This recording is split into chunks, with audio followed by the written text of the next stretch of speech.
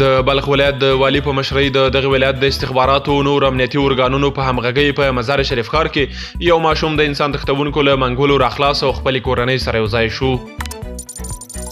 د ریاست الوزرا اقتصادي معاونیت وایي افغانستان د مالګې د تولید له پلوه پر ځان بسیا دی او دا مهال د هیواد د 10 ولایتونو له قانونو څخه د 53 فابریکو پر مټ په کلني ډول 340,000 ټنه با کیفیته مالګه تولیدیږي. د اطلاعات او کلتور وزارت وایي د سرپرست حکومت د مشرتابه لخوا پر کور دننه چاپېدونکو کتابونو په بشپړ ډول مالیه معاف او له بهره په واردېدونکو کتابونو 50% راکمه شوه. پوهنې وزارت ویلي چې په پوره ژمنتیا سره له ایران او نورو هیوادونو د راستنېدونکو افغان کډوالو د اولادونو د ښوونې او روزنې مسؤلیت په غاړه اخلي او د راستنو شویو کورنیو ماشومان او زده کوونکي به دولتي او خصوصي تعلیمي بنسټونو ته جذب شي.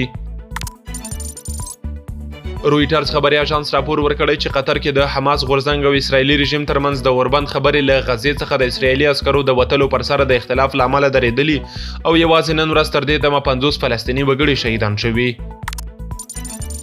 د شمالي کوریا ولسمشر کیم جونګ اون د روسیې د بهرنیو چارو وزیر سرګی لاوروف سره په لیدنه کې له مسکو سره په اړیکو یووالي ټینګار کړی او په وینا یې د اوکراین جګړه کې د روسیې بشپړ ملاتړ کوي. او وروستی خبر دا چې د روسیې ولسمشر احمد الشرا د لومړي ځل لپاره په یو رسمي سفر آذربایجان ته تللی او د هغه هیواد له ولسمشر سره د انرژۍ، صنعت، روغتیا، تعلیم او نورو برخو کې په دوه اړخیزو همکاریو خبرې کړي.